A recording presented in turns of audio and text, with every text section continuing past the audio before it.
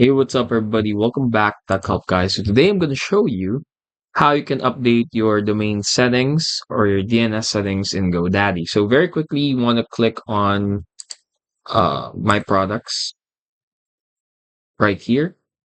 And then now go to the domain that you want to update the DNS record of. Once this opens up, over here, click on Domain, Manage DNS. And then from here, if you want to update your DNS, you can just click on Add New Record.